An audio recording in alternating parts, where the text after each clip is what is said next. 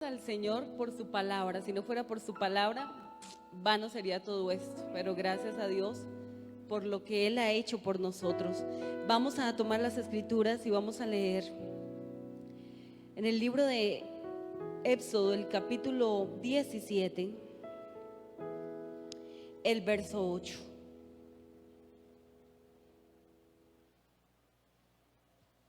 Vamos a leer hasta el verso 16. Así que les pido por favor que lo leamos de una manera, despacio, no a las carreras, para poder entender y que sea el Señor Jesús hablándonos a todos. Yo necesito del Señor y yo creo que usted también, amén. Éxodo capítulo 17, el verso 8 dice: Entonces vino Amalec y peleó contra Israel en Refidim todos. Y dijo Moisés a Josué: Escógenos varones y sal a pelear contra Amalec. Mañana yo estaré sobre la cumbre del collado y la vara de Dios en mi mano. E hizo Josué como le dijo Moisés, peleando contra Amalec. Y Moisés y Aarón y Hur subieron a la cumbre del collado. Sucedía que cuando alzaba Moisés su mano, Israel prevalecía. Mas cuando él bajaba su mano, prevalecía Amalec. Y las manos de Moisés se cansaban, por lo que tomaron una piedra y la pusieron debajo de él. Se sentó sobre ella, y Aarón y Hur sostenían sus manos, el uno de un lado y el otro de otro. Así hubo en sus manos firmeza hasta que se puso el sol. Y Josué deshizo a Amalec y a su pueblo a filo de espada. Y Jehová dijo a Moisés: escribe esto para memoria en un libro, y di a Josué que raeré del todo la memoria de Amalec de debajo del cielo. Y Moisés edificó un altar y llamó su nombre Jehová Nisí, y dijo: por cuanto la mano de Amalec se levantó contra el trono de Jehová, y Jehová tendrá guerra con Amalec de generación en generación. Amén. Dando un gloria a Dios, pueden ubicarse. Amén. Amén. Vamos a mirar un poco acerca de la batalla que tenemos en nuestra carne. Y el título que le he puesto es: ganaré la batalla de mi carne en el nombre de Jesús. A ver, ganaré la batalla de mi carne en el nombre de Jesús. Tenemos batallas que no decimos, pero que las sentimos. Hay batallas que se ven reflejadas y la gente se da cuenta. Hay otras que no. Esta batalla era una batalla donde los que estaban luchando no se estaban dando cuenta qué era lo que estaba pasando con Moisés. Ellos estaban peleando y sencillamente ellos tenían la espada y iban adelantando. Y ellos quizás creían que eran sabían que el Señor estaba con ellos, pero que eran por sus destrezas, porque estaban peleando bien. Pero de pronto alguien se da cuenta que cuando Moisés baja las manos, Amalec prevalece contra Israel. Y ya comienzan a perder. Así que entonces ya no hay otra que luchar y tener a Moisés con las manos levantadas. Humanamente las fuerzas se le agotaban. Así que no era fácil resistir que sus manos estuvieran firmes. Y es allí cuando entonces necesitamos equipo. Ahí está Hur, dice la Biblia, ¿cierto? Lo acabamos de leer, verso 12. Aarón y Hur sostenían sus manos, el uno a un lado y el otro al otro, para que hubiera firmeza. Porque resulta que los músculos resisten un tiempo. Pero por más de que una persona tenga buenos músculos, a medida de que pasa el tiempo, no aguanta. Y entonces cuando ya no aguanta, se necesita de alguien más que ayude a tener los brazos. Uno, la persona que las tiene levantadas tiene que hacer un esfuerzo, pero los otros también tenían que hacer esfuerzo. Entonces resulta que el Señor les da la victoria, como siempre el Señor quería que su pueblo ganara. Pero ahora la batalla no dependía tanto de que el Señor quisiera, sino del esfuerzo que ellos colocaran. ¿Me hago entender? Tenían que colocar esfuerzo para ganar la batalla, para ganar la guerra. La palabra del Señor muestra o nos señala más bien algo para todos nosotros, y es que Amalek es tipo de la carne. La Biblia menciona en el verso 16 que es una guerra entre el Señor y aquel Amalek que les decía que era tipo de la carne, pero dice de generación en generación. Así que no solamente fue para los antiguos, sino que nos alcanza a nosotros. Y a veces esa batalla es más fuerte que ni aún con otros. Vamos con la batalla de nosotros mismos.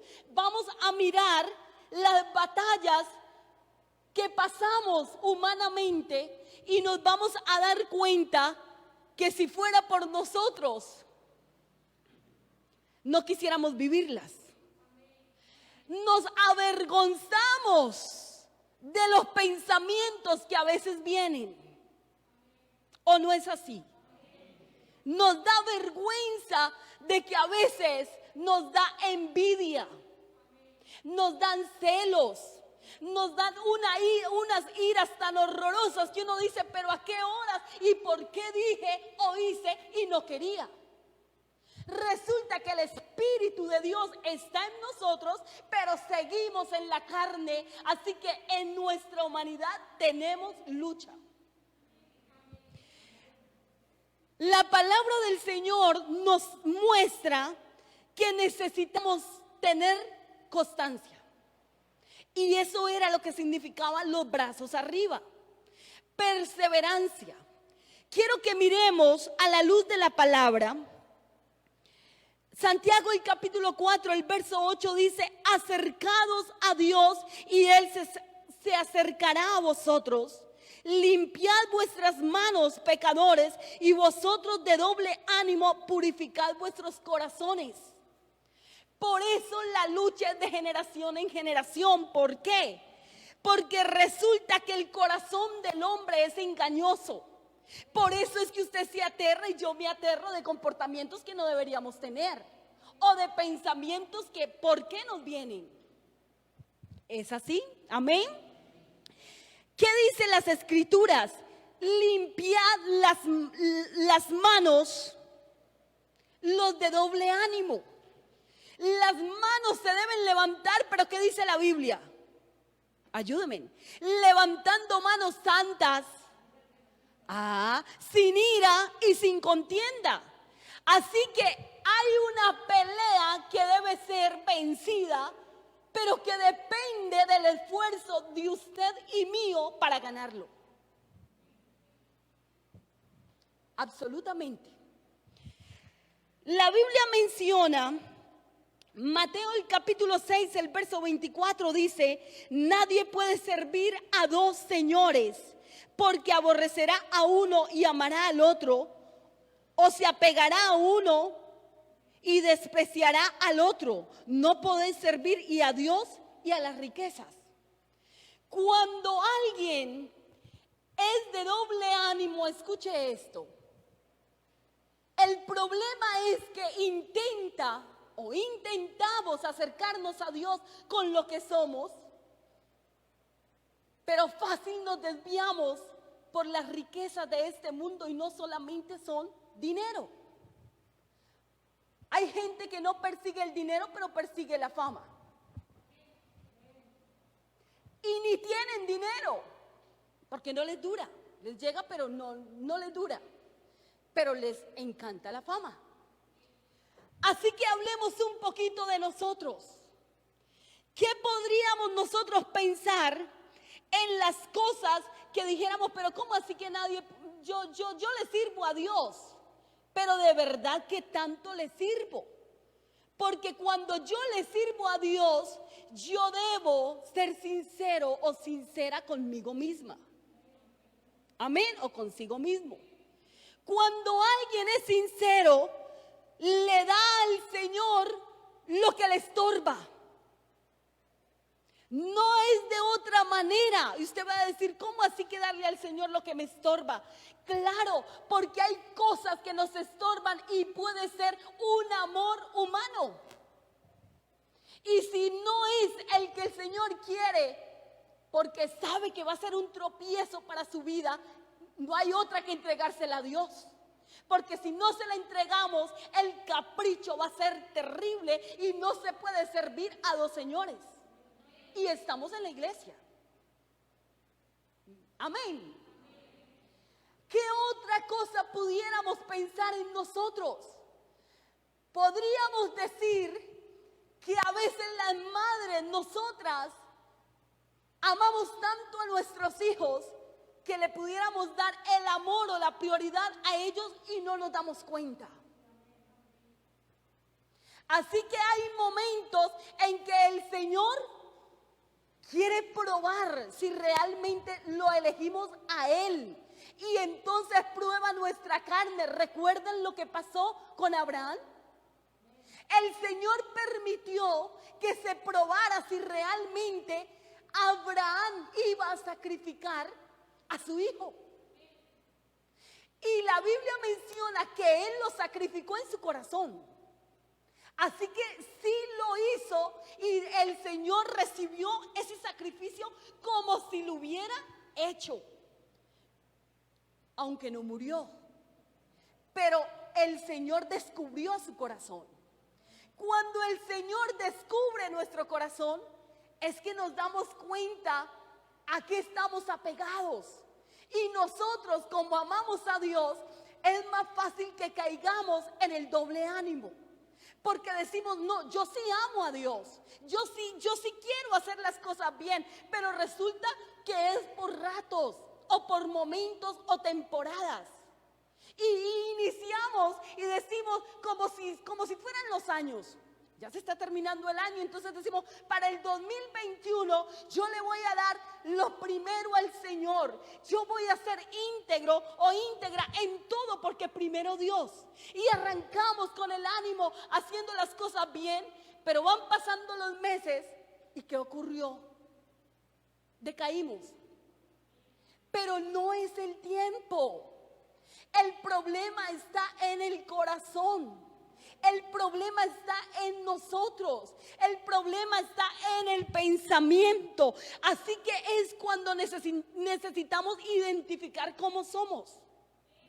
Y como hay cosas vergonzosas, ese es el problema. Que aunque las identifiquemos, no queremos pedir ayuda. Y es necesario pedir ayuda. Hermanos, ¿quién quisiera que todo el mundo lo reconociera porque hace las cosas bien? Todos. Pero resulta que en algún momento las cosas no nos salen tan bien. Si hubiese sido por Moisés, él hubiera querido demostrar que él era fuerte, valiente y que no necesitaba ayuda. Pero el Señor le mostró que se trabaja para vencer a Amalek en equipo. Saque y que yo pueda sacar hoy lo que tenga para pedir ayuda. Claro que usted no va a ir a pedir ayuda a alguien si no es aquel que Dios ha puesto. No crean ustedes que Aarón y Hur eran, perdónenme la expresión, cualquiera. Dios permitió que Aarón y Hur, por ser hombres de Dios, sostuvieran esas manos. Así que no es ir a pedir ayuda a alguien que le va a decir tranquilo, hágale como va, que por ahí va bien. Se necesita alguien que pueda mirar que hay que ponerle fuerza y empeño para que todos salgamos adelante. Así que cuando alguien ha tenido problemas, puede identificarse con usted. Sí, amén. Escúchenme en esto. ¿Sabe por qué el Señor permite que pasemos por situaciones que no queremos vivir? Pero que la Biblia dice que a los que amamos a Dios todas las cosas nos ayudan a bien. Porque cuando yo vivo algo, cambio la manera de pensar y de actuar. Cuando en mi casa hay abundancia para todo, es fácil decirle al otro, tranquilo. Pero cuando he tenido escasez, entonces aprendo a compartir porque sé que alguien también me ha dado. Amén. Cuando he caído en pecado, y no, pecado no es solamente adulterio, fornicación, pecado es todo aquello que nos aparta de Dios. Así que cuando hemos caído en situaciones terribles, pero puede venir uno a alguien y decirle, ayúdeme a orar, me siento mal. Eso es de valientes. Eso es de valientes. Pero es allí cuando el Señor se glorifica de una manera gloriosa. ¿Por qué el Señor permite que nos reunamos y que haya armonía y que hayan congregaciones? ¿Por qué el Señor permitió el pueblo de Israel, Antiguo Testamento, su pueblo? Pero en el pueblo de Israel, si usted se da cuenta, fueron introduciéndose en algunos que no eran del pueblo. ¿Recuerdan a Ruth? ¿Era qué? ¿Moabita? ¿Venía de qué? De incesto. Así que no tenía una reputación buena. Pero el Señor fue introduciendo a otros para que todos hicieran parte de su propósito. Aún en el Antiguo Testamento. ¿Qué no decir del Nuevo? Una cantidad de congregaciones. Así que esas congregaciones, el Señor permitió que se estableciesen para que se ayudasen mutuamente. No deje de pedir ayuda y que el Señor me ayude a mí para pedirla también, porque nosotros nos ayudamos mutuamente y es cuando el Señor ve que sus hijos se ayudan y es cuando Él hace la obra, es cuando Él se glorifica. A veces es como vergonzoso para algunos y como cansón decir cada rato, pido oración por mi hija, pido oración por mi hijo, mire que en mi familia, mi hogar, y algunos dicen, pero es que no tienen fe, pero ¿por qué están pidiendo tanto? Pero yo veo que al Señor no le molestó aquellos que clamaban y aún gritaban diciendo, Señor, Hijo de David, ten misericordia de nosotros. Y aún los discípulos le decían, no moleste más al maestro, despídela, da voces tras nosotros. Pero el Señor no solamente a mujeres, a leprosos, a ciegos, a cojos, a todos ellos el Señor muestra cómo tuvo misericordia y los atendió y obró, sanó, hizo el milagro. No importa lo que los demás digan. Aquí lo importante es que nos pongamos de acuerdo 2 o 3. Siempre van a haber algunos que no están de acuerdo. Lamentablemente es así. Pero con 2 o 3 que se pongan de acuerdo, van a pasar maravillas. Van a suceder cosas gloriosas. Cuando se persevera, mira lo que sucede. La Biblia menciona en Isaías el capítulo 26, el verso 3. Tú guardarás en completa paz aquel cuyo pensamiento en ti persevera, porque en ti ha confiado. Estábamos hablando de paz esta mañana, pero aquí hay algo especial, y es que la perseverancia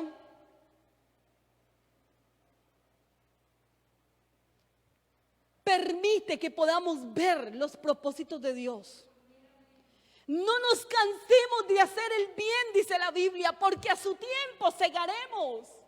No nos cansemos de hacer las cosas para el Señor. Miren, ustedes recuerdan que aún por las redes decían que cuando se abrieran los templos, mucha gente iba a correr. ¿Dónde están? El que persevera alcanza. Yo sé que hay gente que quizás ni quería venir. Yo sé que hay gente que quizás aún diciéndole a su carne, voy a poner el culto, voy a mirar, voy a escuchar, voy a estar. O sea, hay que decirnos, pero hay que obligarnos muchas veces hasta orar. Yo no sé si ustedes siempre oran y con ganas, pero yo tengo momentos en que no quiero, pero me obligo. Amén. Hermanos, necesitamos muchas veces decirle a esta carne, es que lo vamos a hacer, es que hay que hacerlo porque el Señor es bueno, grande. Yo quiero que miremos un poquito por qué tenemos que perseverar y qué es lo que tenemos tan grande para darnos cuenta. Quiero que miremos en Efesios el capítulo 1, el verso 15 dice, por esta causa, dice el apóstol, también yo, habiendo oído de vuestra fe en el Señor Jesús y vuestro amor para con todos los santos, escuche esto, sigue perseverando, dice, no ceso de dar gracias por vosotros, haciendo memoria de vosotros en mis oraciones. ¿Por qué? Para que el Dios de nuestro Señor Jesucristo, el Padre de gloria, os dé espíritu de sabiduría. ¿Será que hay alguien que necesita perseverar hasta alcanzar sabiduría de lo alto? Y de revelación en el conocimiento de Él. Hermanos, el conocimiento el Señor nunca lo da todo a alguien. Él no hace eso. Él lo da a la iglesia. Por eso es necesario que los dones los pidamos al Señor. Cuando los dones se reparten, y ustedes y yo hemos visto cómo el Señor usa a hombres y mujeres y somos edificados. ¿Cómo logro yo pedirle al Señor? Y en este caso, ¿cómo logra usted pedirle al Señor revelación para poder encontrar los tesoros que están aquí? Perseverando. No hay de otra. Pero el perseverar no se trata solamente de venir o de oír un culto. El perseverar se trata en que una y otra vez tomemos las escrituras y las comamos y las volvamos a tomar y las volvamos a comer. ¿Qué se refiere a esto? Alimentémonos de ellas. Y no nos damos cuenta, pero resulta que a medida que usted y yo profundizamos en las escrituras, Él nos revela. Permítame, alguien que ore y no lea, no tiene revelación. Porque la revelación es a través de las escrituras, a través de las palabras de Dios. ¿Sabe por qué a veces nos sentimos sin fuerzas y no queremos avanzar? Porque necesitamos alimento. ¿Qué ha pasado en esta temporada? ¿Por qué otros se fueron? Porque estaban débiles y ya no se alimentaron. No pudieron. Pero cuando alguien se alimenta, hay sabiduría y la sabiduría guía. Es Dios. Hay revelación y como si fuera poco, hay conocimiento de Él. Y mire el verso 18, alumbrando los ojos de vuestro entendimiento para que sepáis cuál es la esperanza a que Él os ha llamado y cuál las riquezas de la gloria de su herencia en los santos. Al comprender que es una riqueza, yo le decía a una hermana en estos días, si comprendiéramos que el evangelio es tan fácil decir que es poder de Dios, pero es tan especial sentir que el poder de Dios es real. Yo le decía a la hermana Irma cómo Dios lo sorprende a uno. Mi esposo viaja, pero unas horas antes estábamos en una angustia. Yo le dije, no hay necesidad de prestar. Si tenemos al Dios que es el dueño de todas las riquezas. No hay necesidad de hacerlo cuando la Biblia dice que nosotros prestaremos. Pero resulta que como no leemos, no nos llenamos de fe y de certeza. De todas maneras, el Señor hizo la obra y no se pidió prestado para lo que se creía. Y cuando terminó la dominical y me fui a hacer algo de almuerzo, una llamada. Y un hermano llega y dice, estaba orando. Y mi esposa dice, la hermana Yubi no contesta, ya no va a contestar. Pero mi hijo contestó y me lo pasó y me dice, ve, contestó. Y le digo yo, el Señor permitió que contestara. Llega y dice, ¿sabe? Estaba orando y el Señor me decía que tenía que enviarles, consignarles algo, pero era que el Señor me desesperó. Y entonces le dije, es que le dije a mi esposo que no pidiera prestado, que teníamos un Dios que provee y el que persevera alcanza. Y entonces tenía que decirle que eso es el Dios que tenemos. Pero humanamente nos desesperamos y queremos actuar ya como busco la solución. Y entonces el hermano decía, dígale a su esposo que no pida a hombres prestados, que ya Dios sobró. Y justo lo llamo y me dice, mi papá está hospitalizado. Así que vamos a seguir orando para que Dios se glorifique como Él quiera. Pero hermanos, si entendiéramos el Dios que tenemos, si conociéramos un poquito, si profundizáramos, si pudiéramos perseverar en acercarnos a Él, en poder que Él nos dejara ver un poquito más, porque es que en esta carne hay una batalla para poder creer. ¿No le ha pasado? A veces cuando nos dicen y nos cuentan testimonio, como que se nos activa algo. Y es que la fe viene ¿por qué? Por el oír. Pero cuando estamos nosotros en el problema, ¿dónde está la fe? ¿Qué se hizo? ¿Dónde está que no la vemos? ¿Sabe qué dice la Biblia? Que alumbrará los ojos del entendimiento para conocer cuál es la riqueza que usted y yo ya tenemos. ¿No le parece grande esto?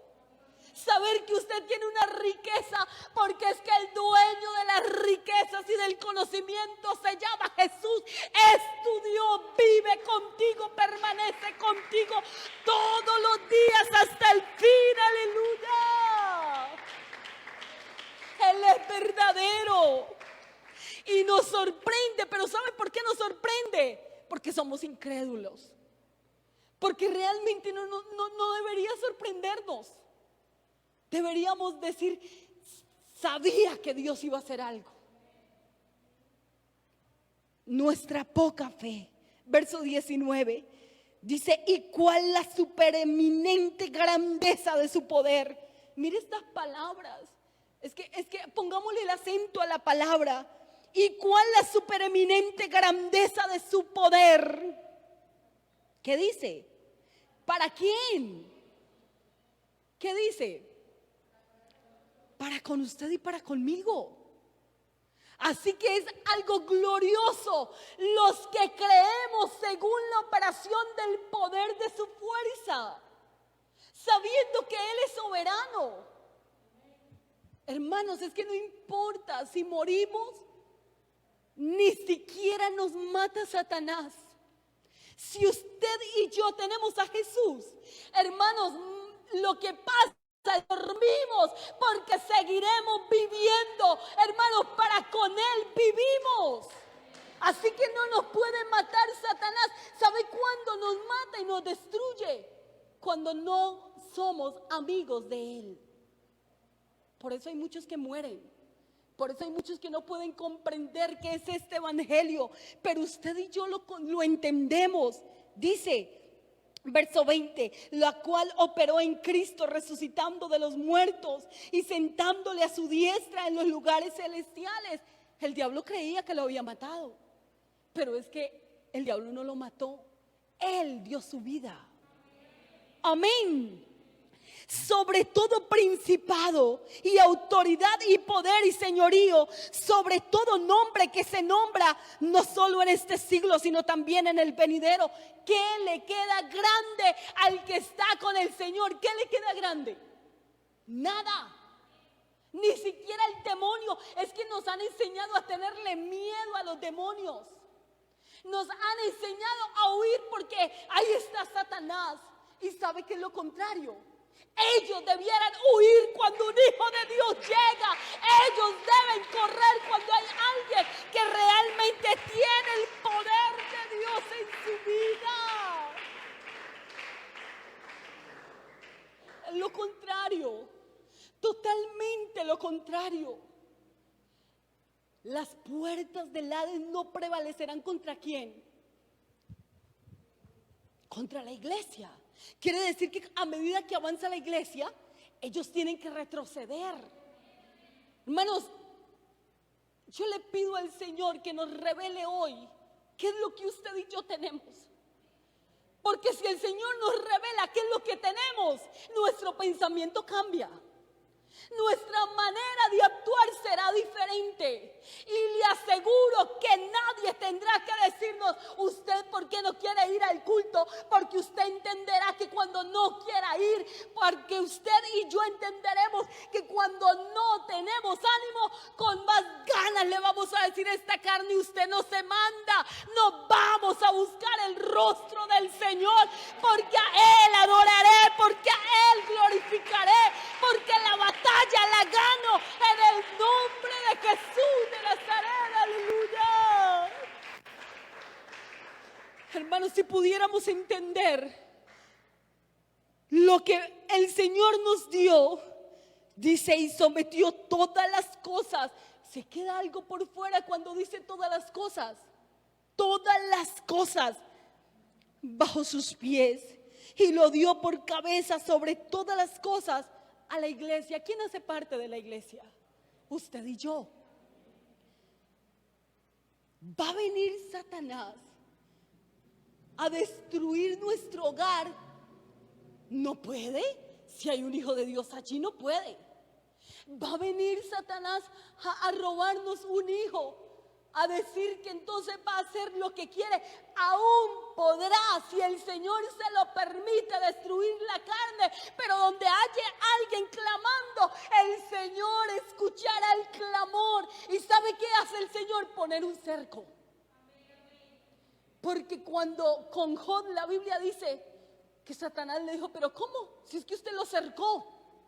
Cuando el Señor pone cerco, Satanás no puede. Y cuando el Señor quita el cerco, es para Él glorificarse y demostrarle a Satanás que usted y yo somos sus hijos. ¿Cómo no perseverar? ¿Cómo no avanzar? ¿Cómo no pelear contra lo que nos pasa? Humanos es que nos enojemos.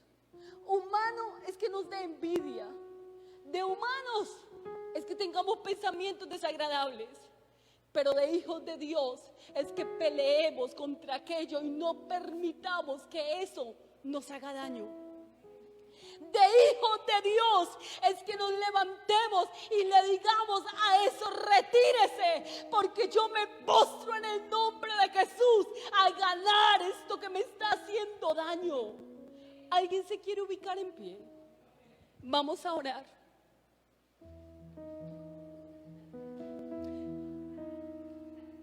Bueno, hay un joven que le quiere entregar la vida al Señor, Carlos. Esta palabra tiene que correr y ser glorificada, porque no es la palabra de la predicadora, es una palabra de Él. Usted tiene ese poder. Vamos a orar por Carlos, pero vamos a orar por todas nuestras vidas. Y vamos a decirle al Señor: Señor, cada que el enemigo venga con algo, yo lo voy a identificar. Y cuando tenga que pedir ayuda, pues la voy a pedir, así como la está pidiendo Carlos. En el nombre de Jesús somos más que vencedores por medio de aquel que nos amó y Él entregó su vida en la cruz del Calvario. Pero saben, murió, pero resucitó. Y como Él resucitó y venció, nosotros también venceremos. Amén. Oremos en el nombre de Jesús.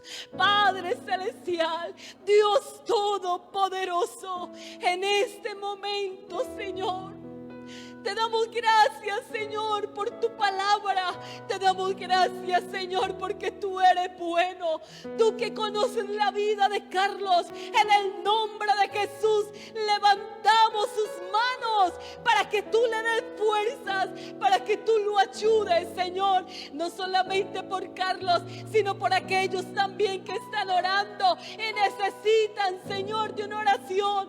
Yo te presento a mis hermanos de Álvarez, como todos aquellos de la familia virtual. Oh, Señor, en tu nombre hay poder, en el nombre de Jesús. Iglesia, ayúdame a invocar el nombre de Jesús. Invóquelo con fuerza. Diga: hay poder en el nombre de Jesús. Hay victoria en el nombre de Jesús.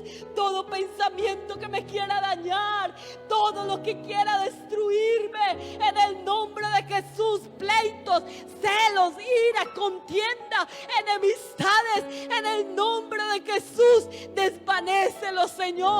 Te entrego, Señor, todo lo que quiera dañarme. Te entrego todo lo que quiera dañar a mis hermanos, en el nombre de Jesús. Oh, mi Dios, tu palabra, tu palabra, tu palabra. Permita que alguien pueda entender lo que tú le has dado. Permita que alguien pueda entender, Señor, que hay una riqueza, que hay un poder sobrenatural, mi Dios. Permita que los que estamos aquí podamos entender, Señor, que tu palabra, oh Señor Jesús, es una riqueza, Señor, que no se compra con el dinero de este mundo.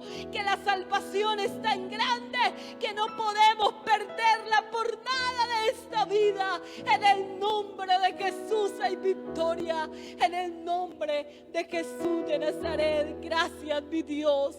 Aleluya.